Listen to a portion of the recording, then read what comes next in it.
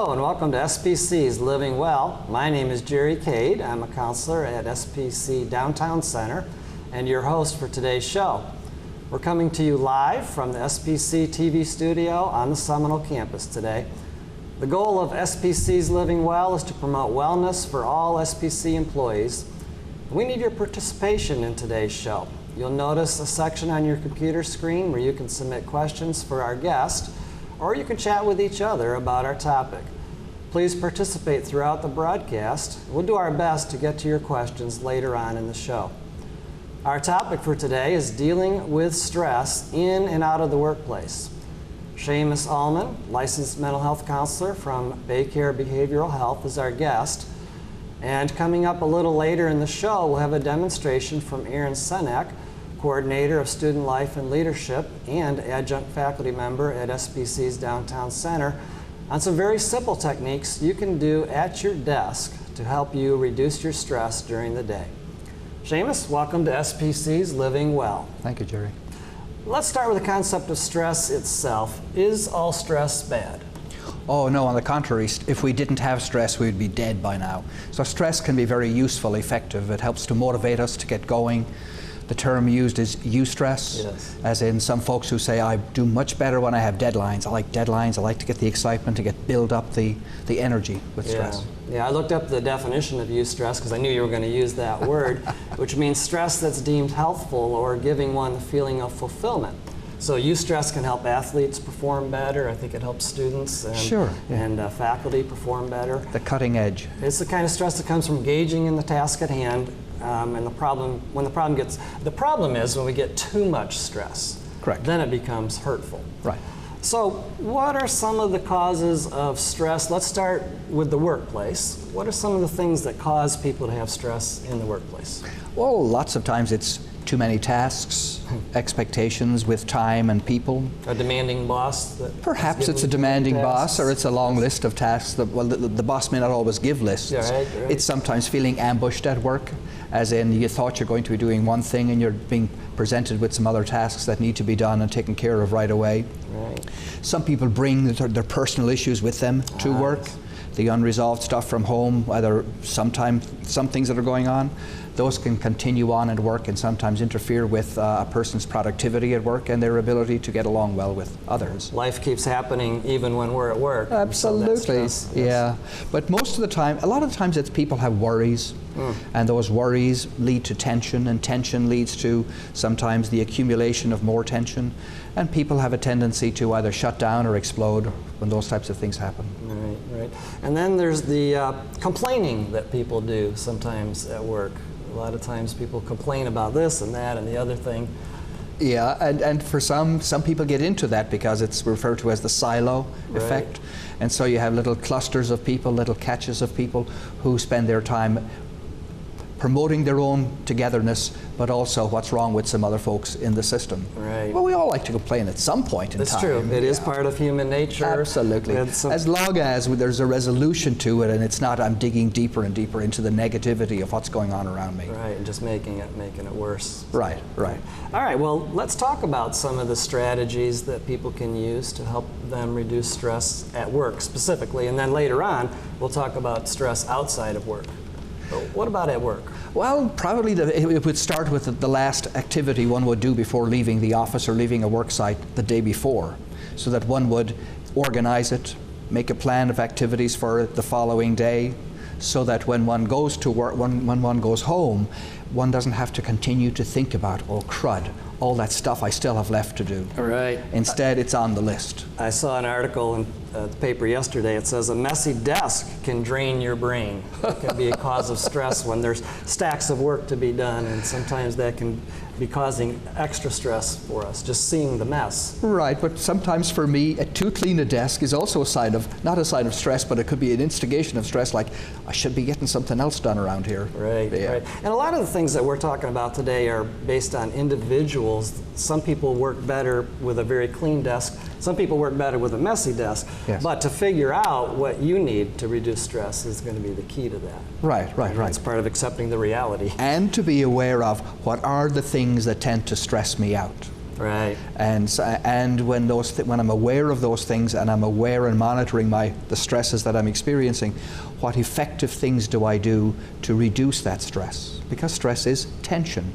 And tension builds up in the muscles, in the neck, and in the shoulders, and sometimes it can lead to explosions in terms of we've accumulated so much of that stuff, and we may snap at somebody, whether it's in traffic or co-workers or waiting in line or whatever. Right, and training our body to reduce that tension. And a little bit later, we're going to be watching Erin Senack's video that can be very helpful for people to do that. Right.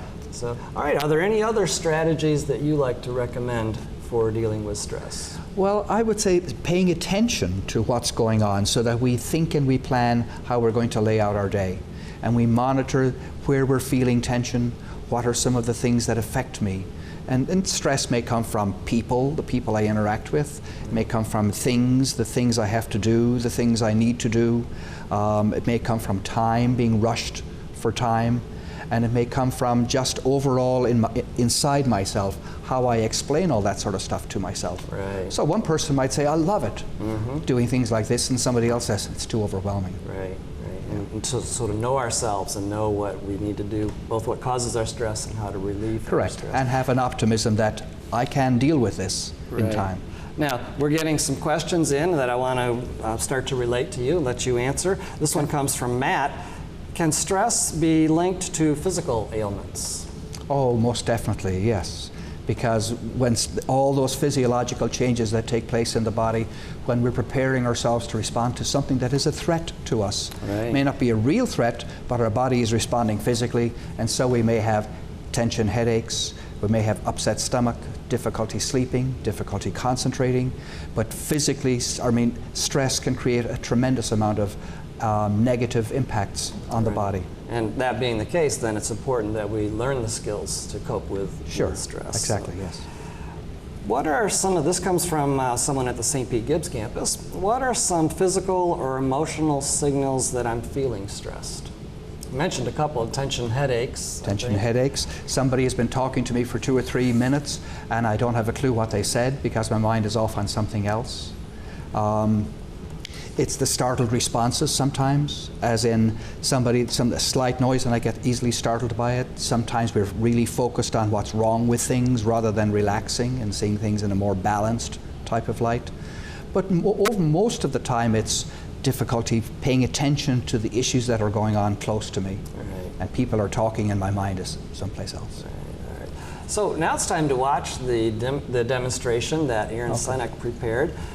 With some desk techniques that someone can do right at their desk at work to help them cope with that tension that's building up with stress. So Erin, take it away.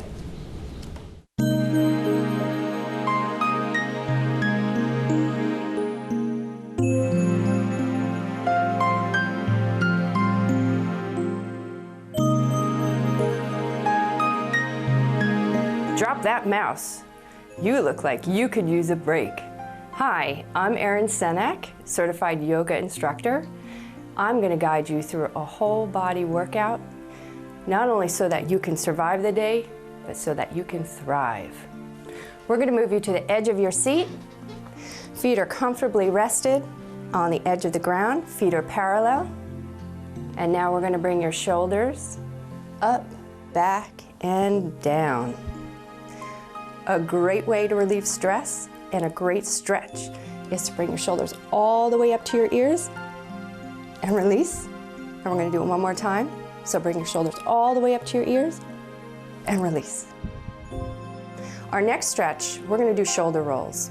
So we're going to bring the left shoulder up, back, and down. Right shoulder up, back, and down. Repeat one more time. Up, back, and down. Feels so good. Up, back, and down. Relax.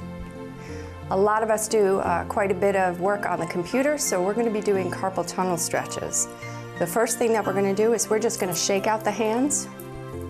And now, extend the hands straight out and make fists. Pivot the fists down. Bring them up. Pivot down. Bring them up. Bring them into prayer position and press. Really press but relax the shoulders. Now we're going to pivot the prayer position down. Relax the shoulders. Bring them back up again. Now bring the backs of the hands together and press them against one another. And now shake the hands out again. Voila, and rest. Well, if you've been sitting for quite a while, what you want to do is you want to stretch the spine. You want to elongate the spine. So the next move that we're going to be doing is called Urdhva Hastasana, and that's Sanskrit, and it's called upward hands. So we're going to sweep the arms out to the side and bring the palms together and really reach for the sky. That's going to feel amazing. And while we're here, then we can do a crescent stretch to the side. So we're actually going to do a gentle stretch over to the left, straighten up. We're going to do a gentle stretch to the other side. Come back to center and release the arms down. And relax. All right, well, for timing reasons, we haven't been able to demonstrate both sides for each of the yoga poses. So please, at your own pace, do both sides and do as many repetitions for each of the poses that I've demonstrated for you today. And I want you to, as I said, not just survive throughout your day, but thrive throughout your day.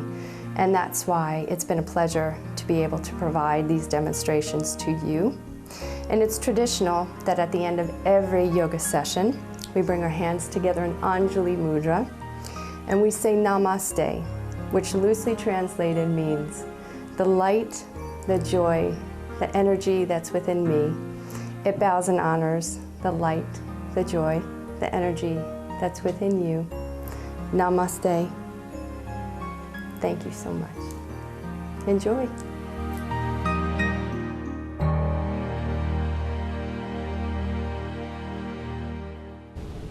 Thanks, Erin. If you would like to see a full version of Erin's desk yoga, you can visit the SPC Wellness website. The full version of what you just saw will give you a complete workout right from your desk. The Wellness website is also a great resource for additional information on dealing with stress in and out of work, as well as information on various programs offered to students and employees here at SPC. You can also join Erin in person during an upcoming Lunch and Learn coming to a campus near you. Check the Wellness website for a full schedule. Now, Seamus, let's talk about stress outside of work. Some people have more stress from home than they do at work. So what are some of the causes of the stress at home? Expectations, Yes. communication, misunderstandings, things that accumulate there also, as in schedules sometimes of Time demands. Yes. Sometimes they're just, one accumulates too much or so much stuff from work and takes it home, and that may not necessarily be good either, because we need a work separation, life work thing type of thing. Right. And sometimes when we're home, we have people putting demands on us or expectations on us, or boundaries may not be as well defined as they ought to be. And finances is also a big thing for folks. And everything you just described is normal for every family. Well, I think the sometimes normal miseries of life. Yes, we see other people we don't think about. They might be experiencing the same kind of stress and pressure that I have. We tend to think, oh, their life is perfect, but mine is all messed up. When the truth is, everybody has to deal with all of this stuff. We all have our share. Right. Just some can cope a little bit better. Well, speaking of coping, what would be some things you would recommend as far as coping with stress at home? If it's work stress, if it's stress somebody is having at work and taking it home, it's a good idea to have some style, some pattern to pay attention to what kind of stresses have I accumulated today. And then, in my experience years ago, I would take a different route home, drive slower, let down the windows. Sometimes I would park half a mile from home and write down all that stuff that took place during the day if I wasn't leaving the office, so that when I get home, my mind is clear. And if people, and there's also the next piece is, have a 15 to 20 to 30 minute lapse time, so that when you get home, it's understood that people want that time to unwind and let things go, so that they're not confronted at the door with, somebody did this and somebody did that, and you need to fix this and you need to call that and you need to do all these other things. Yeah. So it's an agreed upon ahead of time, I'm going to come home and I need 15, 20 minutes, whatever it is, to relax a little bit before we talk about the problems of the day. Oh, sure, Yeah, sure. that's a Especially if great you have strategy. teenagers or kids at home. It's Sure. good to unwind and say, I'm going home to enjoy them rather than Right. going home to face more stuff. Right. All right. All right. Well, let's look at a question. We do have some questions coming in from our employees, and we're glad you're tuning in today and sending us some questions.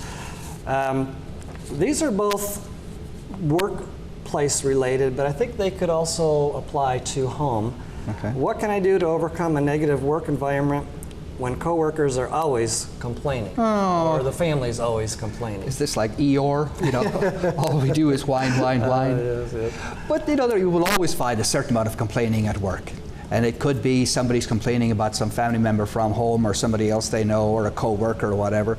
And in general, it's a good idea to say, I'm choosing not to join that type of thing. Yeah. So when people talk about how nasty somebody is, then we would say, I would suggest that you say to them, you know, see if you can work something out with that person, or at least try not to give it so much free rent in your head Sure. that it'd bother at you. And if the atmosphere is set to not have a lot of complaining, it's okay to say I have something I need to talk about that I'm upset about. That's different than constant complaining and constant this is wrong and this is wrong. Right. And you're saying we don't have to participate in those conversations. Right, right. We don't want to. And it's good to disengage from it as much as possible. Yeah. So that at least we can say, these people are letting me know how lousy they're feeling or how lousy a perception they have of the work environment. I don't have to join. Right. And some of that has to do also with the boundaries of who's got the problem here. Exactly. Is it my problem or is it their problem? Right. And occasionally we just need to be, I used to say, it'll feel rude, but we need to say, I don't want to talk about this. I don't want to have this conversation. Or can we change the subject, please? Yeah, can we change the subject? So, all right. Now, I know you, because I've known you for many years, you like humor. Oh, sure. In your life. Sure. You have a lot of good stories and things that make you laugh. So how do you see humor fitting into stress reduction? Well, there's a great quote in a book called The Peter Principle, not the Peter Prescription, where he says, to go through life without a sense of humor is like going down a bumpy road on a cart with no springs. You feel every pebble and every pothole. And so humor is a way we assure ourselves that whatever the tension and stresses that build up in my body, with a good belly laugh, or at least looking at something from a different perspective, step outside and look at it differently, we can deal with it more effectively. Yeah. Alan Alda in a Woody Allen movie years ago said, humor is tragedy plus time. Mm-hmm. So that over time we recognize we can look back on it and have a laugh at the thing. Yeah, when you look back, you tell the story and it's funny after, but at the time it's not funny. But the series, the psychology of humor is generally you build up the story till you get to the punchline, and then it's relief. Yes. Yeah. And much the same as Erin did with the yoga, we build up and we emphasize the stress, and then we explode it or let it go, and then breathe that sigh of relief, and finding ways during the course of a day to pay attention to that and do it is an important task. I like that. I like the phrase, the momentary vacation afforded by a joke. Yes. So often there's a coworker or somebody in the family that is always good to make us laugh, or is able to break that tension in a tense moment with some humor, and then perspective changes. As long as there's not somebody there saying, this is not funny. Right, yeah, somebody to throw the wet blanket on the joke. Spoil sport, yeah. Or somebody didn't get the joke. Yes, true. All right, how about this one? This comes from someone at the Midtown campus. Is exercising a good way to overcome stress? Oh, absolutely. Because again, exercise, we're building up tension in our bodies, tension in the muscles, and to a point where we peak it and then let it go. Yes. So that after a good run or a good workout, we can say, God, that felt so good. We're building endorphins, boosting good chemistry in our bodies, and feeling hopefully much more positive about it at the end of it all. Maybe a little tired, but at the same time, we're letting go of the tension that's been building. Yeah. All right, and this one comes from someone at Tarpon Springs campus. coworkers can drive us crazy. Occasionally. And I think everybody on every campus could say I have somebody that drives me crazy. What are some things that you would recommend about a difficult coworker, let's say?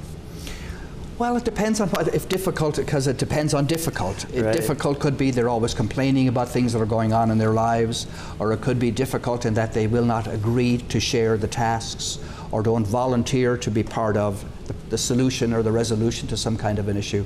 But lots of times, at least in my head, it's try not to give these people free rent.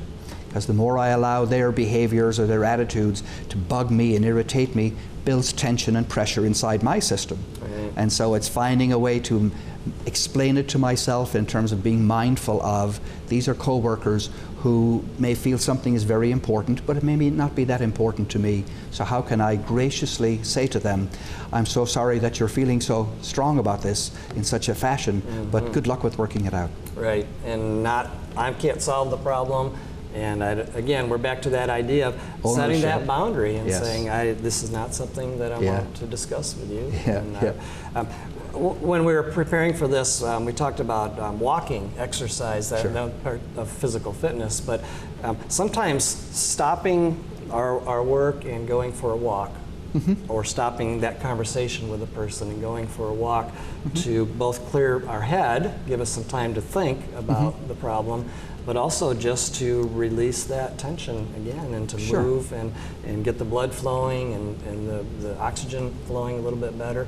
Sure, and what some people do when they're exercising is that they'll find a spot a half a mile, a quarter mile down the road, down the path, and they will build up and they'll pay attention to all that tension, the things that have been bugging them and building up in them, and then when they get to that spot, it's the crescendo, let it go, and leave it behind them.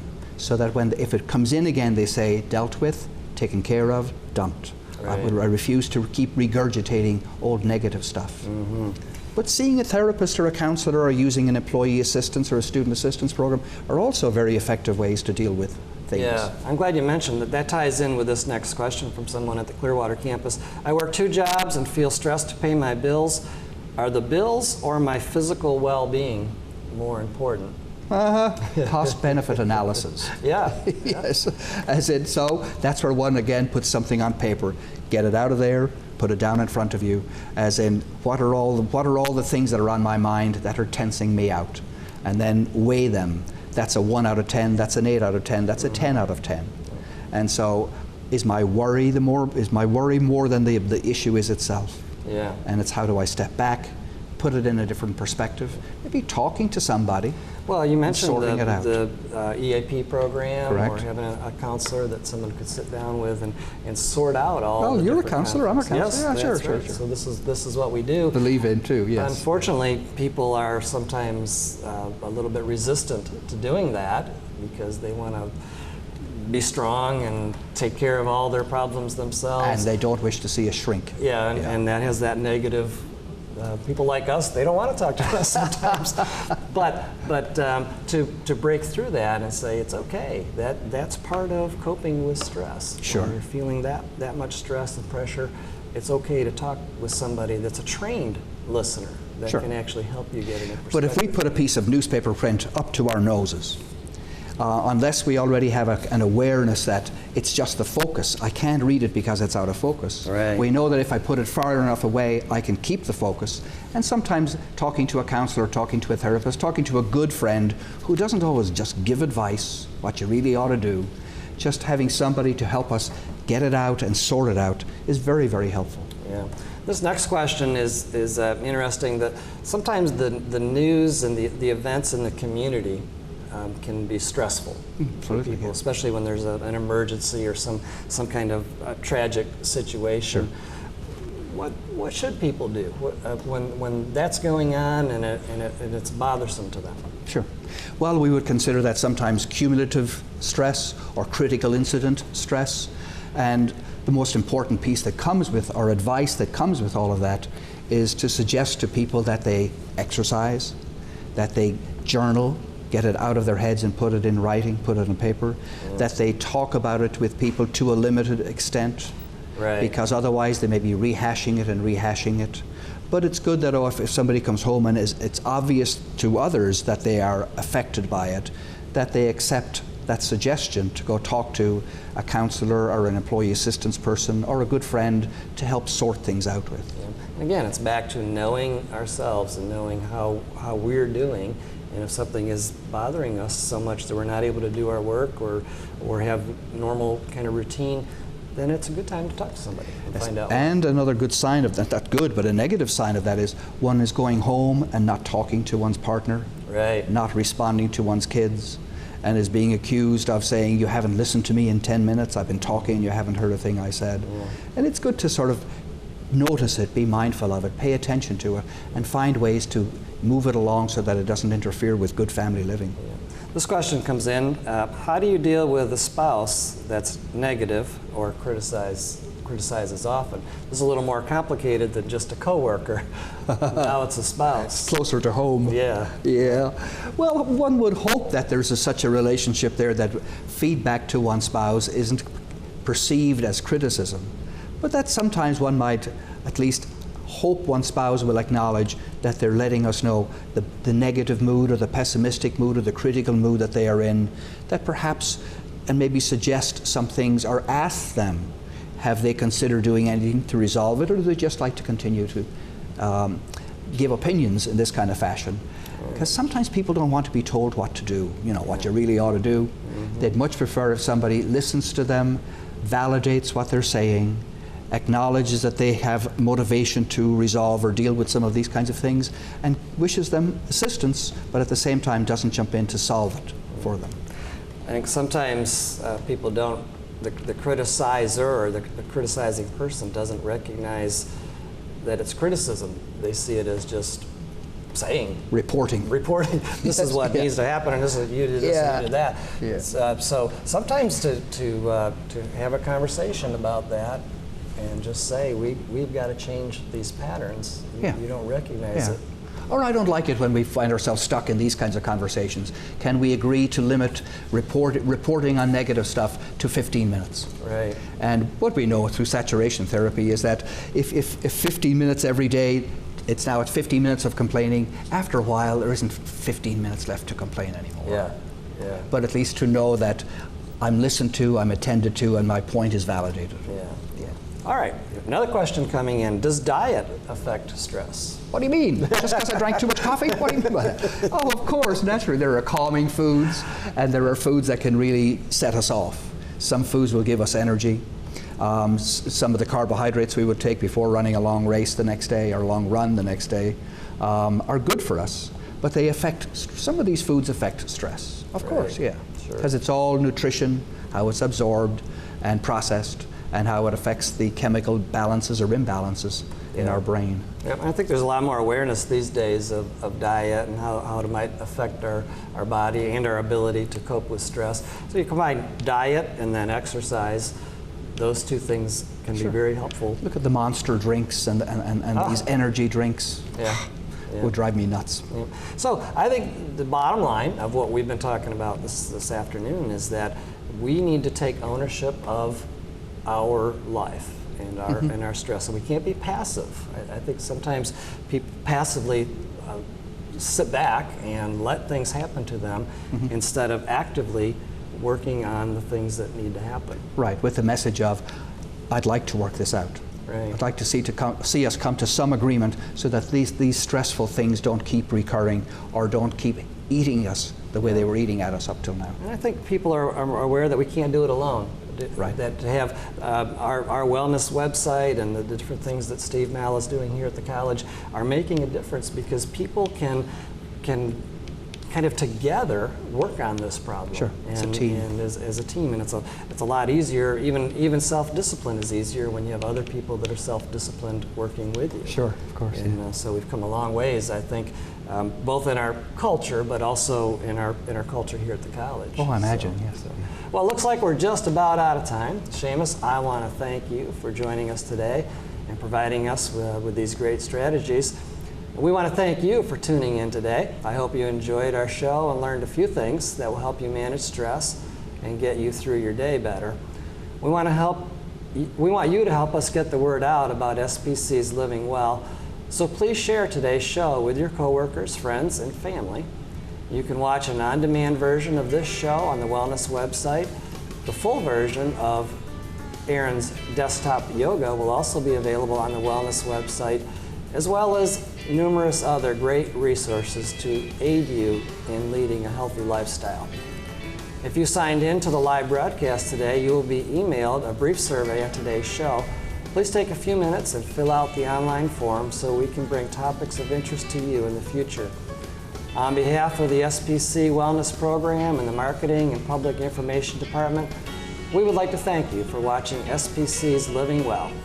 I'm Jerry Cade. Have a great rest of your day. And remember, living well is a choice.